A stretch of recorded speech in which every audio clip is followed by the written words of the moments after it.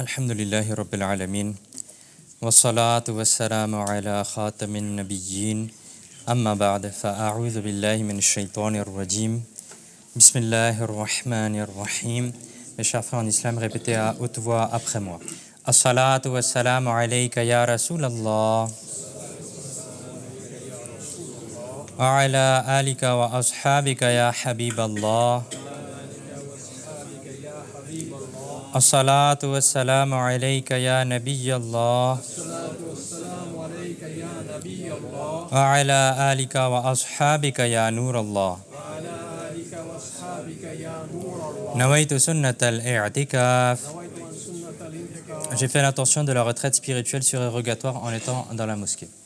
Mes chers frères en islam, il y a beaucoup de bienfaits à réciter la salat ala nabi, c'est-à-dire le durud sharif sur le bien-aimé prophète sallallahu ta'ala alayhi wa sallam.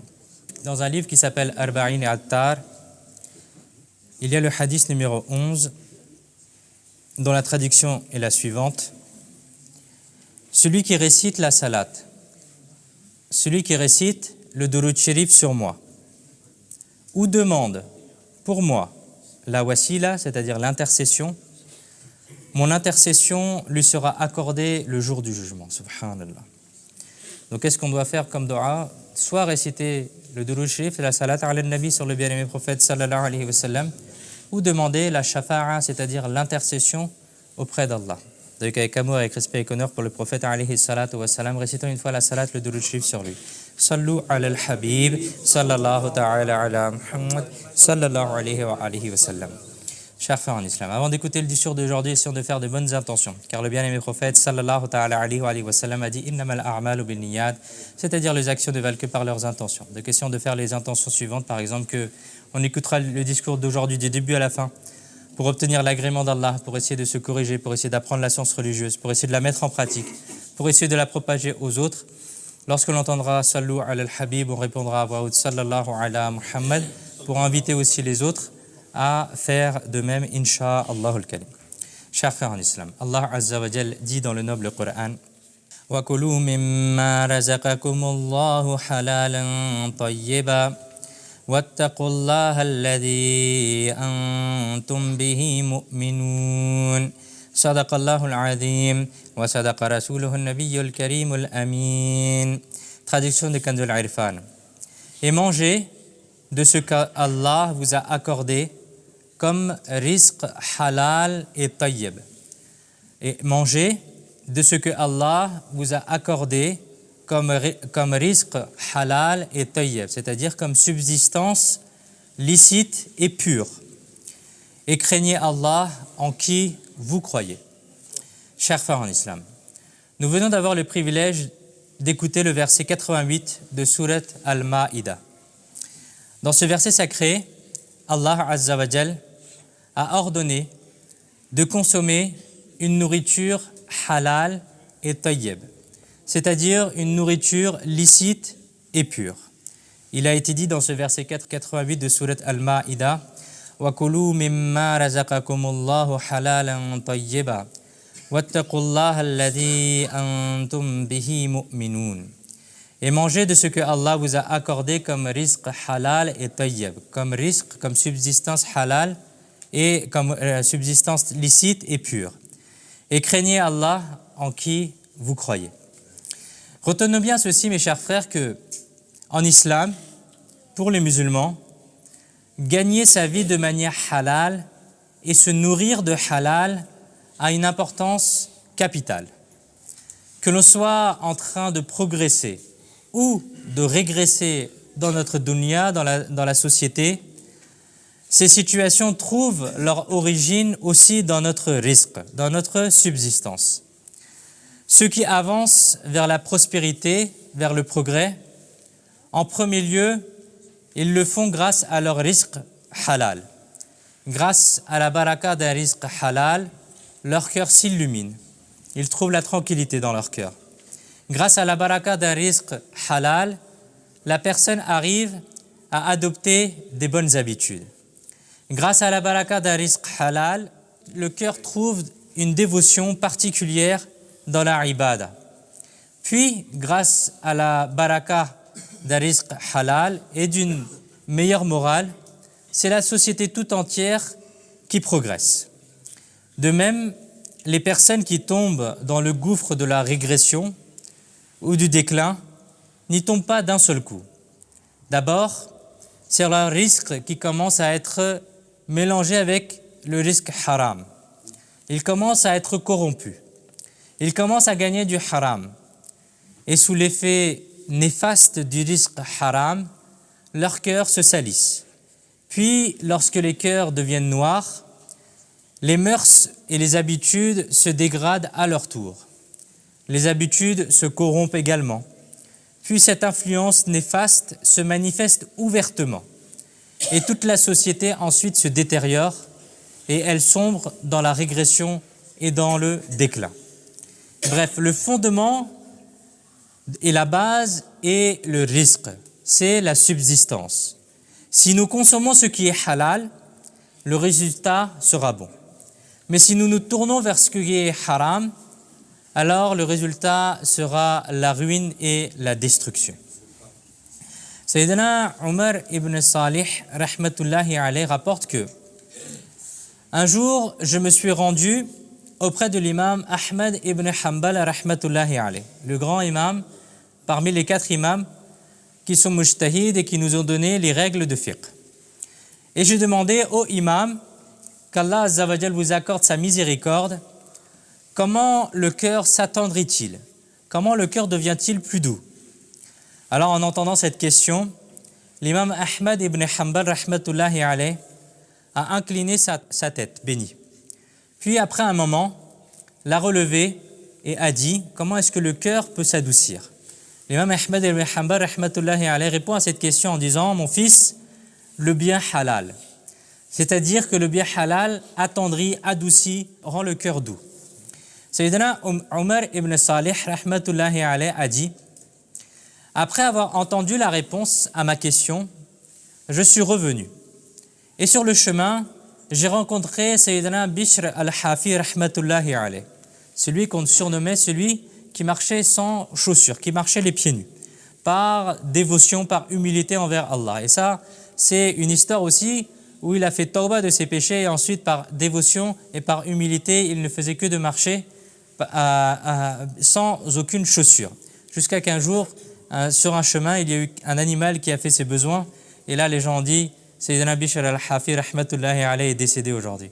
Parce qu'il n'y avait pas un endroit où les animaux ne faisaient pas leurs besoins dans le chemin où Sayyidina Bishr al-Hafi rahmatullahi alayhi passait. Bref, Sayyidina Bishr al-Hafi rahmatullahi alayhi a été rencontré par cette personne. Et il dit, je lui ai demandé, mon cher, comment est-ce que les cœurs s'attendrissent-ils? Sayyidina Bishr al-Hafi rahmatullahi alayhi a répondu par le zikr d'Allah. Alors je lui ai dit, je suis à la rencontre, je suis allé auprès de l'imam Ahmad ibn Hanbal rahmatullahi alayhi. À peine avoir entendu cela, que Sayyidina Bishr al-Hafi rahmatullahi alayhi a exprimé sa joie en disant, waouh, quelle belle chose, que vous a-t-il dit? Alors j'ai dit, l'imam Ahmad ibn Hanbal rahmatullahi alayhi a dit, le cœur s'attendrit, s'adoucit grâce à la consommation des aliments halal. Alors Sayyidina Bishr al-Hafi rahmatullahi alayhi a dit, l'imam a indiqué le fondement essentiel, c'est-à-dire que le fondement même est que le cœur ne s'attendrit que grâce au risque halal, grâce à la subsistance qui est licite. Sayyidina Omar ibn Salih rahmatullahi alayhi continue en disant que ensuite j'ai rencontré Sayyidina Abdul Wahhab ibn Abul Hassan rahmatullahi alayhi et je lui ai posé la même question. Il a également dit, comme Sayyidina Bishr al-Hafi rahmatullahi alayhi, le cœur s'attendrit par le zikr d'Allah.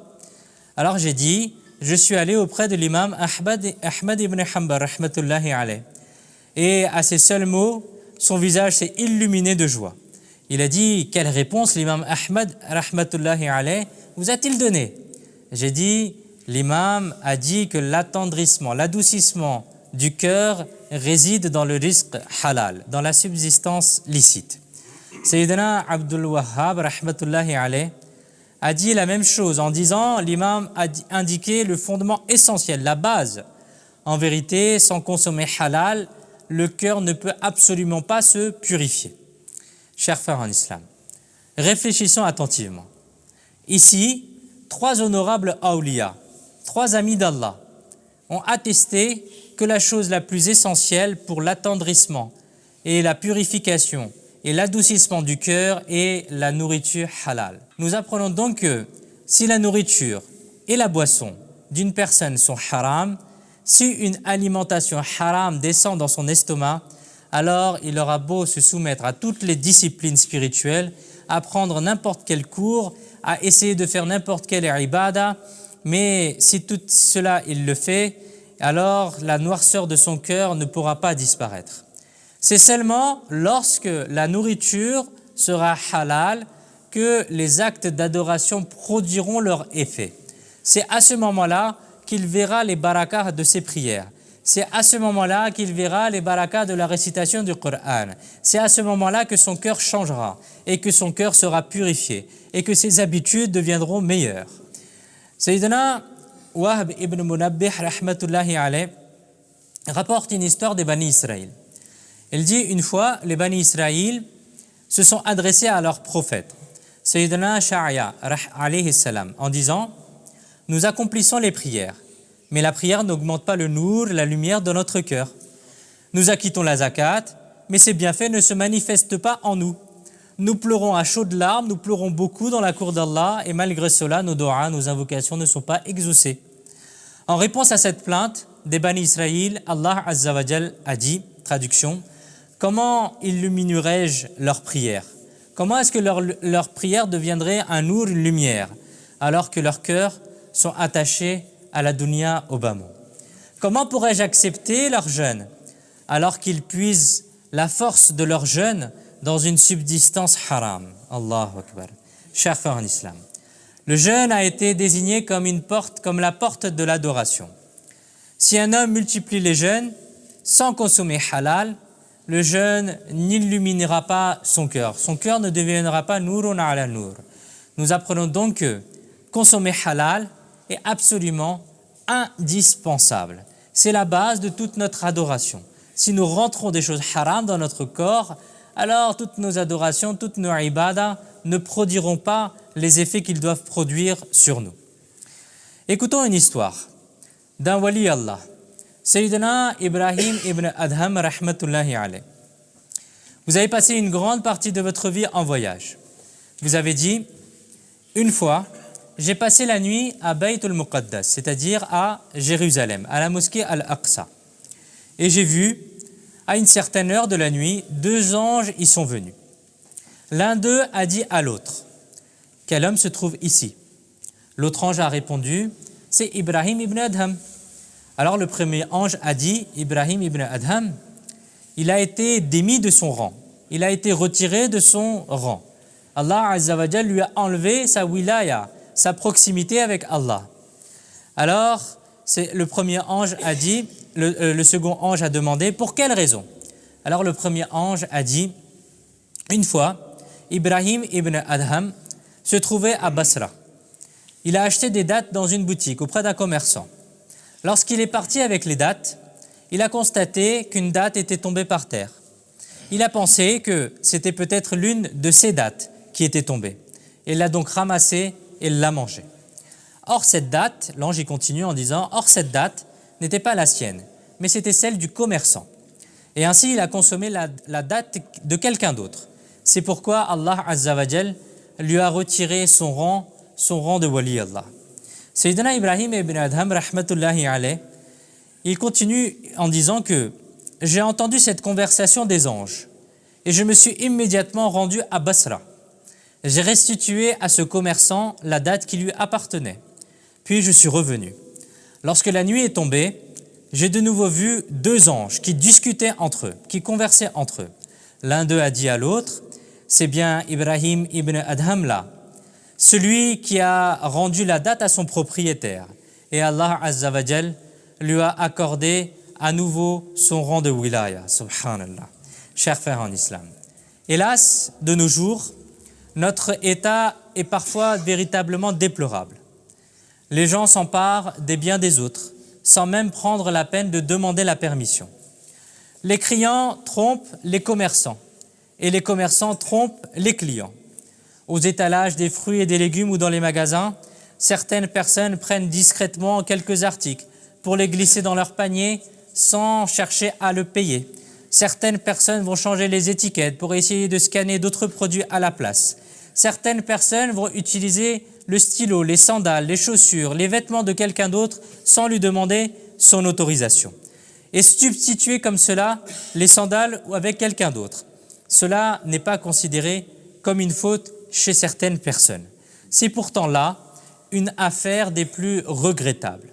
Il s'agit là d'un comportement parmi de nombreuses autres situations du quotidien dans lesquelles l'utilisation des biens et des habits et des vêtements et des stylos, etc., sans autorisation religieuse n'est aucunement perçue comme un vice. Bien souvent, des commerçants prennent et utilisent les affaires les uns des autres, sans en avertir l'autre. Et la personne concernée n'en a vraisemblablement même pas conscience.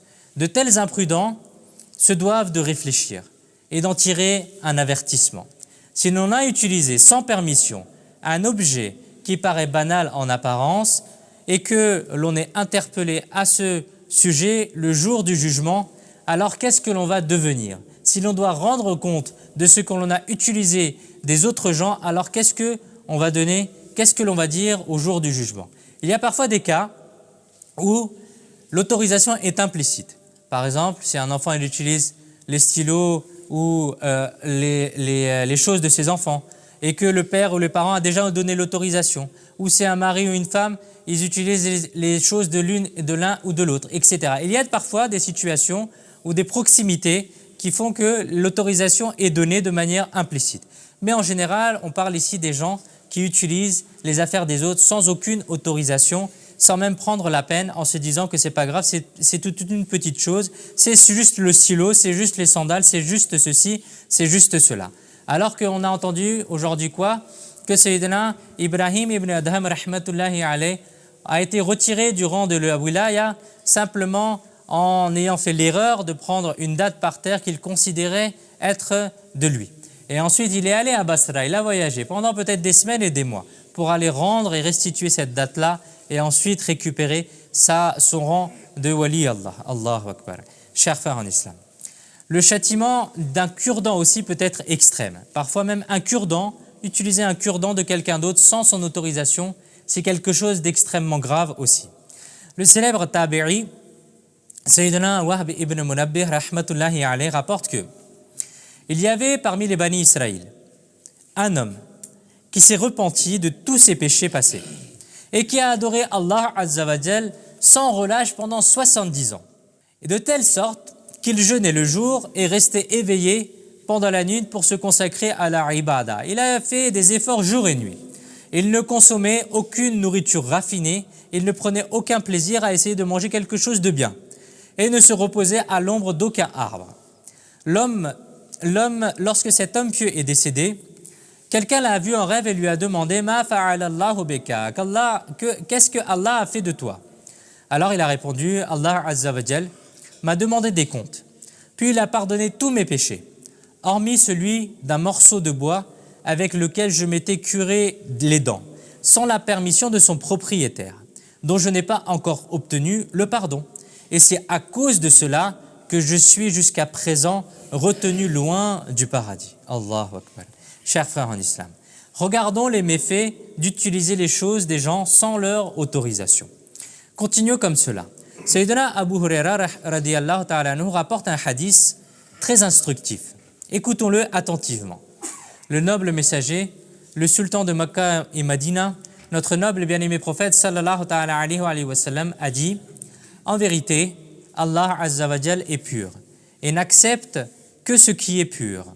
Inna Allah tayyibun la yaqbalu illa tayyiba. » En vérité, Allah a donné aux musulmans le même commandement qu'il a donné aux messagers. Quel est ce commandement? C'est-à-dire que ce commandement est si élevé, si important, qu'Allah Azza wa Jal y associe le commun des croyants. Il les associe à qui? Au vénérable prophète alayhi salam. Quel est donc ce commandement? Allah Azza wa Jal a adressé l'ordre suivant à ses messagers. Ya ayyuhar rasulu kulu min tayyibati wa'malu saliha. Ô messagers, consommez des choses pures et accomplissez de bonnes œuvres. Et Allah Azza wa Jal a adressé ce même commandement à l'ensemble des autres musulmans en disant « Ya ayyuhalladhina amanu kulu min tayyibati ma razaqnakum » Ô vous qui croyez, mangez les bonnes choses que nous vous avons accordées. Après avoir prononcé ces paroles, le bien-aimé prophète sallallahu ta'ala alayhi wa sallam a évoqué le cas d'un homme en disant un serviteur a accompli un long voyage. Écoutez le cas que le bien-aimé prophète sallallahu alayhi wa sallam il dit. Un serviteur a accompli un long voyage. Ses cheveux sont ébouriffés, c'est-à-dire ses cheveux sont en désordre. Son corps est couvert de poussière et il étend ses mains vers le ciel en invoquant Allah Azza wa Jal, Ya Rabbi, Ya Rabbi. La situation est telle, le bien-aimé prophète sallallahu alayhi wa sallam, il dit la situation est telle que sa nourriture est haram, sa boisson est haram, son vêtement est haram et il a été nourri de ce qui est haram. Puis le bien-aimé prophète sallallahu alayhi wa sallam, il dit lorsque sa nourriture, sa boisson et son vêtement sont haram, comment ces doigts pourraient-elles être exaucées? Allahu Akbar. Rapporté dans Muslim. Chers frères en islam, réfléchissons. Quel est l'effet néfaste d'une subsistance haram? Un serviteur va parfois dépenser des milliers d'euros pour aller faire le hajj. Il va porter le ihram, il va être dans des restrictions, il va lancer les appels de labbaik Allahumma labbaik, il va s'accrocher parfois s'il en a l'occasion au voile de la Kaaba, il va adresser des doigts à Allah Azza wa Jal. Mais si sa nourriture et sa boisson sont haram, alors même en ce lieu le plus sacré, dans l'état de sacralisation le plus ultime, ces doigts ne seront pas exaucés. La raison pour laquelle ces doigts ne sont pas exaucés est qu'il mange, qu'il boit, qu'il consomme, qu'il vit avec le haram. Sayyidina Ubbad al-Khawwas, rahmatullahi alayhi, rapporte que une fois Sayyidina Moussa alayhi salam est passé par un lieu. Lorsque vous avez aperçu un homme qui avait les mains levées, pleurait abondamment et était absorbé profondément dans ses doigts, Sayyidina Moussa kalimullah alayhi salam a continué de l'observer. Puis vous vous êtes adressé dans la cour d'Allah Azza wa Jal en disant « Ô mon Seigneur le généreux, le miséricordieux, pourquoi n'exauces-tu pas la doua de ce serviteur ?» Allah Azza wa Jal a alors fait descendre une révélation vers vous en disant « Ô Moussa alayhi salam, même si cet homme, écoutez bien, même si cet homme pleurait tellement qu'il en rendrait le dernier soupir, qu'il mourrait tellement et il ferait doua, et élèverait ses mains si haut qu'elles toucheraient le ciel, je n'accepterai toujours pas ses doigts. Allahu Akbar. Sayyidina Moussa kalimullah alayhi salam a alors demandé « Ô mon Seigneur, quelle en est la raison ?» Il fut répondu « Cet homme consomme du haram, porte du haram et son foyer renferme des biens haram. » Allahu Akbar. Chers frères en islam, nous venons d'entendre que celui qui consomme ce qui est haram, porte ce qui est haram et conserve dans sa maison des biens haram, se prive lui-même des fruits de ses doigts. Et en tombant sous l'emprise de la fureur du Tout-Puissant, en tombant sous l'emprise du courroux de la colère d'Allah, se rend digne du châtiment de l'enfer. C'est pourquoi, si nous souhaitons que nos doigts, que nos invocations soient exaucées dans la cour d'Allah et que nous soyons préservés du mécontentement d'Allah, alors nous devons prendre l'habitude de consommer exclusivement du halal et nous préserver de tout ce qui est haram et illicite. Si par exemple, quelqu'un a des difficultés financières et n'arrive pas à subvenir à ses besoins avec un salaire modeste, qu'il se défasse des dépenses superflues. Au lieu d'essayer de gagner à travers des choses haram, il faut qu'il fasse l'inventaire des choses qui sont superflues dans ses dépenses pour enlever tout ce qui n'est pas nécessaire et gagner uniquement le halal et ne pas se tourner vers le haram. Plutôt que par amour pour l'argent et pour les biens, essayer de se tourner vers des choses haram et essayer de gagner du haram. Bien souvent, dans le foyer, chez la belle famille ou parmi les proches et les parents, un salaire modeste donne parfois lieu à des moqueries de certaines personnes. En de telles circonstances, ce que commande la hikmah, la sagesse, c'est de cultiver dans la patience et la gratitude un esprit de confiance en Allah, d'être dans le tawakkul et dans le contentement, dans la qana'a, être satisfait de ce que Allah nous a donné, être satisfait de comment est-ce qu'il nous l'a donné. même face à des revenus limités. Certains, parfois fatigués par ces situations, perdent tout courage et se laissent entraîner dans des activités haram telles que le jeu, l'extorsion, l'usure, la corruption ou faire le commerce sans respecter les règles du halal et du haram. Ils consomment eux-mêmes des biens haram et nourrissent également les membres de leur foyer avec cela, attirant ainsi sur eux-mêmes et sur leur famille la ruine et la perdition. Sayyidina Sa'ad ibn Abi Waqqas, radiyallahu ta'ala anhu, a un jour demandé humblement dans la cour du bien-aimé prophète sallallahu ta'ala alayhi wa sallam, Ya Rasulallah sallallahu ta'ala alayhi wa sallam, faites dua pour que Allah m'accorde la faveur que mes doigts soient toutes exaucés. Sayyidina Sa'ad ibn Abi Waqqas, radiyallahu ta'ala anhu, qu'est-ce qu'il demande? Il demande à être parmi ceux qui lèvent les mains, qui font dua et que leur dua soit tout le temps accepté. C'est ce qu'on appelle être mustajab ad-da'wat, c'est-à-dire être parmi ceux que lorsqu'on lève les mains, Allah Azza wa Jal, il m'accorde à chaque fois. Alors le bien-aimé prophète sallallahu ta'ala alayhi wa sallam, qu'est-ce qu'il a répondu? Il a répondu: Ô Sa'ad, purifiez votre nourriture et vos doigts seront exaucés. Allahu Akbar. Qu'est-ce qui fait que la doua est exaucée? C'est purifier votre nourriture. Mangez uniquement le halal. Consommez le halal. Uniquement le halal et rien que le halal. Sayyidina Yahya ibn Mu'ad rahmatullahi alayhi a dit, écoutez bien, un grand wali Allah aussi. Il dit, l'obéissance est cachée dans les trésors d'Allah. L'obéissance à Allah, être obéissant envers Allah. Comment est-ce qu'on obtient cette obéissance envers Allah? L'obéissance à Allah est cachée parmi les trésors d'Allah. C'est un trésor parmi les trésors d'Allah. Et sa clé pour ouvrir ce trésor-là, pour obtenir l'obéissance, parfois on se dit, j'arrive pas à être constant dans mes ibadah, j'arrive pas à être constant dans mon obéissance à Allah. Écoutez bien. Il dit, l'obéissance est cachée dans les trésors d'Allah. Et sa clé est la dua. Et la nourriture halal constitue l'écran, c'est-à-dire les dents de la clé. Si la clé ne possède pas de cran, c'est-à-dire de dents, la porte ne s'ouvrira pas. Et lorsque le trésor demeure fermé, comment pourrait-on atteindre l'obéissance qui est dissimulée? Alors préservez vos bouchées et purifiez votre nourriture afin que lorsque la mort viendra, ce soit le nour des bonnes actions qui se manifestent et non pas la noirceur des mauvaises actions qui viennent devant nous. Et préservez vos membres du péché, engendrés par la nourriture haram, afin qu'ils puissent jouir des faveurs éternelles d'Allah. Allah Azza wa Jal, il dit, Kulu washrabu hani'an bima aslaftum fil ayyamil khaliya. Il sera dit, mangez et buvez agréablement pour ce que vous avez envoyé en avance durant les jours passés.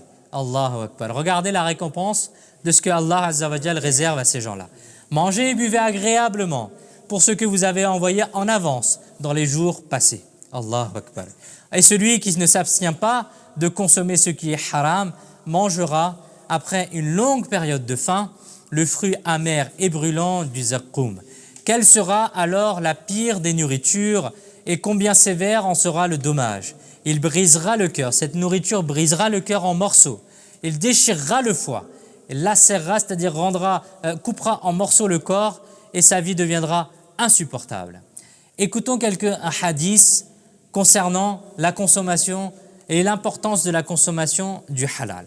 Le bien-aimé prophète sallallahu ta'ala alayhi wa sallam a dit, quiconque a consommé du halal pendant 40 jours. Pendant combien?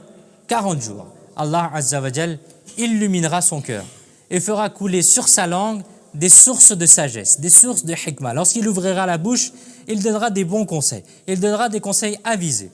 Dans un autre hadith, il a été dit, la personne qui a acquis un bien halal, puis en a consommé lui-même, ou s'en est vêtu grâce à ce grain, et en a nourri et habillé en dehors de lui-même les autres créatures d'Allah, c'est-à-dire ses proches, sa famille, ainsi que d'autres personnes, alors cette action constitue pour lui une baraka et une pureté. C'est pour qui? C'est pour la personne qui a acquis un bien halal et on en consomme lui-même et il en donne aussi aux autres créatures d'Allah.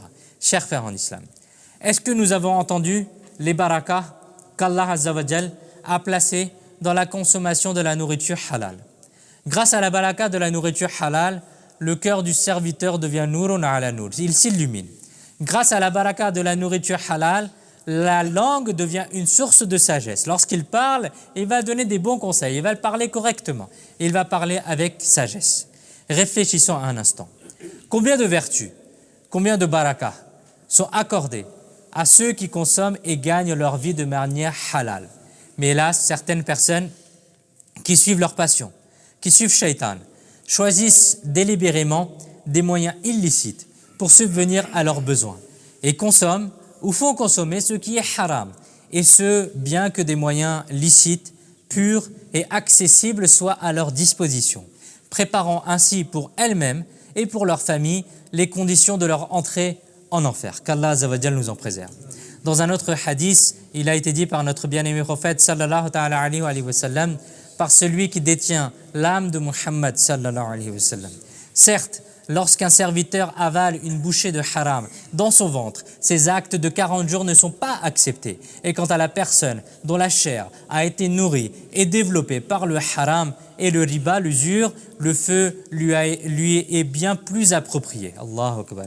Dans un autre hadith, il est dit, celui qui achète un vêtement pour 10 dirhams et que parmi ces dirhams se trouve ne serait-ce qu'un seul dirham provenant du haram, alors Allah Azza wa Jal n'acceptera aucune de ses prières tant qu'il restera quelque chose de ce vêtement en sa position ou en usage. Dans un autre hadith, il est mentionné, un ange d'Allah proclame chaque jour et chaque nuit, depuis le toit de Bayt al-Muqaddas, c'est-à-dire de Jérusalem, de la mosquée Al-Aqsa, celui dont la nourriture est haram verra ses actes lui être jetés au visage. Allahu Akbar.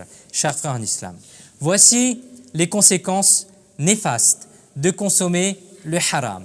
Hélas, notre situation est telle que les gens ne cherchent même pas à acquérir la connaissance de ce qui est haram et de ce qui est halal. Les gens parfois ferment les yeux, c'est pas grave, je continue dans ce que je suis, je refuse de regarder. Ils couvrent leurs yeux, ils couvrent leur esprit et refusent de considérer ce qui est halal en halal et ce qui est haram en haram. Il est évident que sans cette connaissance, sans cette prise de conscience, comment peut-on faire la différence entre le halal et le haram? Par exemple, certains vont vendre des choses sur Internet, ils vont faire ce qu'on appelle en anglais le dropshipping, ou ils vont faire d'autres activités et ils ne vont pas apprendre les règles du halal et du haram et leur risque devient haram parce qu'ils n'ont pas consommé, ils n'ont pas vendu comme l'islam le demande. Par exemple, ils vont vendre quelque chose qu'ils ne possèdent pas. Ils vont prendre l'argent sans demander la permission, sans l'autorisation légale de vendre un produit, etc., etc. Par exemple, une fois, le bien-aimé prophète, sallallahu alayhi wa sallam, un compagnon, alayhi wa ridwan, lui a amené des dates. Le bien-aimé prophète, sallallahu alayhi wa sallam, il a demandé comment est-ce que tu as acquis ces dates. Alors, le compagnon, radiyallahu ta'ala anhu, il a dit, j'ai pris ces dates en échange d'autres dates. C'est-à-dire, j'ai échangé les dates et j'ai pris plus ou moins plus de dates en faisant cela. Alors, le bien-aimé prophète, sallallahu alayhi wa sallam, n'a pas voulu consommer cela parce que c'est du riba. Acheter quelque chose en échange de la même chose et prendre plus ou moins dans cela. Par exemple, c'est une date et l'autre en face aussi, il vend des dates et on prend cela et comme la qualité elle est différente, etc., on va échanger cette marchandise-là avec plus ou moins de dates. Alors cela, c'est du riba, c'est de l'usure et cela est interdit. Et ensuite, lorsque les gens essayent de comprendre cette règle-là, il faut comprendre que le bien-aimé prophète, sallallahu alayhi wa sallam, a autorisé une autre manière de faire, c'est de vendre les dates et d'acheter les dates en échange. Et ça devient halal et ça devient autorisé. Parfois, la différence entre le halal et le haram, elle est très mince. Et si la personne, elle ne maîtrise pas cela, alors comment est-ce qu'elle va faire du commerce et comment est-ce qu'elle va vendre des produits sans même savoir cela? Bref, tout cela pour dire qu'il faut apprendre cela et c'est quelque chose de primordial si on fait du commerce, si on achète ou on vend. C'est parfois des choses fard ayn, des choses qui sont obligatoires sur chaque musulman. Sallu ala al-habib, sallallahu ta'ala ala Muhammad, sallallahu alayhi wa alihi wa sallam. Chers frères en islam, le 15 Shawwal al-Sharif est le jour du départ de ce monde de Sayyidina Hamza radiyallahu ta'ala anhu, et ainsi que des martyrs de Uhud. Alors pour terminer, évoquons la personnalité pieuse, bénie de Sayyidina Hamza radiyallahu ta'ala anhu. Chers frères en islam, Sayyidina Hamza radiyallahu ta'ala anhu est le cher oncle paternel de notre bien-aimé prophète sallallahu ta'ala alayhi wa sallam. Vous êtes né 2 ans avant la naissance bénie de notre bien-aimé prophète sallallahu ta'ala alayhi wa sallam. Sayyidina Hamza radiyallahu ta'ala anhu possède 4 titres, 4 laqab qui sont célèbres. Asadullah, le lion d'Allah. Asadur Rasoul, le lion du bien-aimé prophète sallallahu alayhi wa sallam. Fa'ilul khayrat, celui qui accomplit abondamment les œuvres du bien. Et Sayyidul Shuhada, le maître des martyrs. Sayyidina Hamza radiyallahu ta'ala anhu est lié au bien-aimé prophète sallallahu ta'ala alayhi wa sallam par plusieurs liens de parenté. Premièrement, et celui qui est le plus connu, c'est Sayyidina Hamza radiyallahu ta'ala anhu et l'oncle paternel du bien-aimé prophète sallallahu ta'ala alayhi wa sallam. C'est-à-dire que le bien-aimé prophète sallallahu alayhi wa sallam, le papa béni du bien-aimé prophète sallallahu alayhi wa sallam, c'est Sayyidina Abdullah radiyallahu ta'ala anhu. Et Sayyidina Abdullah radiyallahu ta'ala anhu, il a un frère qui est Sayyidina Hamza radiyallahu ta'ala anhu. D'où le lien de parenté que Sayyidina Hamza radiyallahu ta'ala anhu est l'oncle paternel du bien-aimé prophète sallallahu alayhi wa sallam. Deuxième lien de parenté. La mère de Sayyidina Hamza radiyallahu ta'ala anhu est la cousine de Sayyida Amina radiyallahu ta'ala anha. C'est-à-dire Sayyida Amina radiyallahu ta'ala anha, la maman bénie du bien-aimé prophète sallallahu alayhi wa sallam, et la maman de Sayyidina Hamza radiyallahu ta'ala anhu sont cousines entre elles. Ce qui fait que Sayyidina Hamza radiyallahu ta'ala anhu est le cousin un peu éloigné du côté maternel du bien-aimé prophète sallallahu ta'ala alayhi wa sallam. Ça, c'est le troisième lien de parenté. Sayyidina Hamza radiyallahu ta'ala anhu est également le frère de lait du bien-aimé prophète sallallahu ta'ala alayhi wa sallam. Car Sayyida Thuwayba et Sayyida Halima Sa'adiya radiyallahu ta'ala anhuma, qui sont les mères nourricières du bien-aimé prophète sallallahu ta'ala alayhi wa sallam, ont également allaité Sayyidina Hamza radiyallahu ta'ala anhu. Il est mentionné dans le Mu'jam al-Kabir que le bien-aimé prophète sallallahu ta'ala alayhi wa sallam, et écoutons les mérites et les fada'il de Sayyidina Hamza radiyallahu ta'ala anhu, le bien-aimé prophète sallallahu ta'ala alayhi wa sallam a dit: par celui qui détient ma vie, certes, sur le 7e ciel, il est écrit Hamza ibn Abdul Muttalib Asadullahi wa Asadur Rasulihi.